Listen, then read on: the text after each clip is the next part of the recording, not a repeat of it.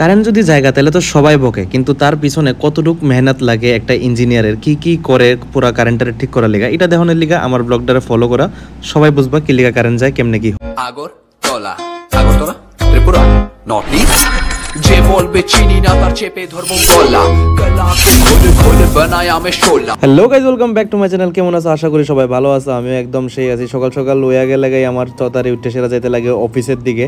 তো অফিসের দিকে ঢুকা সেরা এই যে ইঞ্জিনিয়ারিং সেকশনটা দেখতেছো, এটা হচ্ছে আমার রুম, যেখানের মধ্যে আমি বই, মানে প্রত্যেকজন ম্যানেজার যারা আছে ইলেকট্রিক অফিসের ইঞ্জিনিয়ার তারা এখানে বই, এখানে আমি বই। এটা হচ্ছে আমার চেয়ার, আর সঙ্গে আরেকজন আছে দাদা, এটা হচ্ছে আরেকজনের চেয়ার। তো একটা ডকুমেন্ট নিয়েছিলাম, এখান থেকে ডকুমেন্ট নিয়ে এসে আমি আমার আরেকটা রুমে গেছি গা, যেটারে কয় সার্ভার রুম। আর এখানে যে মহিলাটা দ্বারা রয়েছে এটা হচ্ছে বিলিং সেকশন, যে জায়গার মধ্যে সেটা বিল দেয়। আর এটা হচ্ছে আমরা সার্ভার রুম, যেখানে আমরা মানুষের প্রবলেম সলভ করি বা ডিফারেন্ট অফিসিয়াল ওয়ার্ক যারা আছে তা আমরা এখানে সলভ করি। তো এটা হচ্ছে আমার আরেকজন রেভিনিউ ম্যানেজার যারা কথা কইতেছিলাম। আর দেখতেই পারতেছো কত ভিড় ভাই, কাজ করা এতটা টাফ, এত পরিমাণে মানুষ আয়ে, এত কিছু বোঝাইতে লাগে কি কমু। তো অনেক মানুষ হয়ে চিনা হয়ে গেছে এত দিন ধরে সেটা কাজ করতেছে এখানে। তো তারপর হঠাৎ করে সে আয় বললো এই ভাইটা অনেক বেশি গরম আছিল। তো ভাইরে ভালোভাবে বুঝাইছি কিতা হয়েছে, ভাইয়া বুঝছে। তারপরে এটা করতে করতে একটু চাটা খাইলাম, কারণ আমারও মাথা গরম হয়েছে হঠাৎ করে সেটা। তো চাটা খাইয়ে সেরা আবার একটু বাইরে গেছি গা, কারণ আমি আয়েসের আগে চেক করি যে আমার সাবস্টেশনে কিতা চলতেছে, আমার কন্ট্রোল রুমে কিতা চলতেছে, কারণ এটার দায়িত্ব আমি আছি, ঠিক আছে। তো আমি সব কিছু দেখি যে সব কিছু ঠিক আছে নি, কোন ফিডারে কিতা চলে কিতা না। তোমরা আমার ব্লগটা ফলো করো, সবাইরে বুঝামু কিতা এটি কিতা, সবাইরে দেখবা বুঝবা আস্তে আস্তে কিতা হয়ে যাবে। সবাই আমি ইঞ্জিনিয়ার বানালাম, সবাই ইলেকট্রিক ইঞ্জিনিয়ার হয়ে যাবে, ঠিক আছে। তো আমি এখানে একটা জিনিস দেখা, সেটা একটা জিনিস আমার প্রবলেম লাগতেছিল। তো তার লিগে আমি একটু প্রবলেমটা সলভ করতেছিলাম, দেখতেছিলাম কারেন্ট কিতা আছে কি না। তো এটির সব ব্যাপারে আমি কমু এটি করতে করতে তারপর হঠাৎ করে সেটা ডিজিএম স্যার আমার ডাকাইলো কি লিগা জানি। তো আমি গেলাম গা ডিজিএম স্যারের ডিভিশন অফিসে, যেটা তোমরা আগে দেখছো ব্লগে। তো যে সময় আমি ঢুকতেছিলাম রুমের ভিতরে, তখন দেখি আমার সিনিয়র ম্যানেজারও আইসেরা স্যারে দেখি চা খাওয়ার লিগা ডাকছিল। চাটা খাইলাম, খাইয়ে সেরা একটা প্রবলেম আসলো, যার লিগা আমরা 6:30টার সময় আমরা বাইরে যেতেছিলাম পানিসাগর থেকে ধর্মনগর লিগা, কারণ ধর্মনগর মিশন টিলা যেখান থেকে আমরা মেইন পাওয়ার সাপ্লাই নেই, ঠিক আছে। তো ওইখানে যাই গেছি আমরা কি লিগা, কারণ আমরা এখানে একটু প্রবলেম হইতেছিল, যার লিগা বারবার কারেন্ট যাইতেছিল হইতেছিল। তো এটা সলভ করার লিগা আমরা পানিসাগর থেকে গেছি ধর্মনগর, পানিসাগর থেকে 20 কিলোমিটার ভিতরে হইব।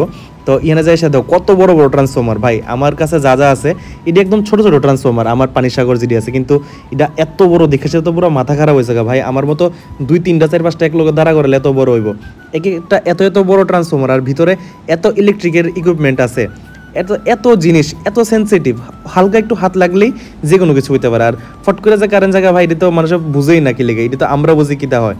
তো রাত্রেবেলা সব কিছু সাড়ে 8টার সময় মাত্র আইলাম, সকালবেলা বাইরেই 10টা 10:30টার ভিতরে, আর বাড়িতে আই 8টা 9টা 10টা, আরও রাত্র হয়, এটা তো কুয়া লাভই নাই। আর এখন আমি একটু ফ্রেশ হয়ে যাবো, কারণ সারাদিন এত বেশি টায়ার্ড আসলাম যে কিছু কুয়ার মতো না। তো প্রথমে বয়ে দিয়েছিলাম একটু ভাত, তো ভাত করে সেটা কালকে আলু সিদ্ধ খাইছিলাম, আজকে ভালো লাগতেছিল না, তো আজকে একটু ডাইল করছিলাম ভাই। লিটারেলি 10টা 10:30টার সময় সেটা ভাত ডাল, তারপর আবার পনির তরকারি রান্না করতেছিলাম। তো এটি দেখো মশলা টসলা বানাইছি, আর এখানে বাঁধাকপির পকোড়ার লেগাও রাখছি। তো এখন একটু বাঁধাকপির পকোড়ার লেগা বেসন, তারপর কি কি লাগে মা এটি দেখাই দিছিল। তো এটি দেখা সেরা আমি তো কিছু মনে নাই নাম, বাট এটি জানি কেমনে করতে লাগে, হলুদ লবণ দিয়ে সেটা এটি মেখা দিছি।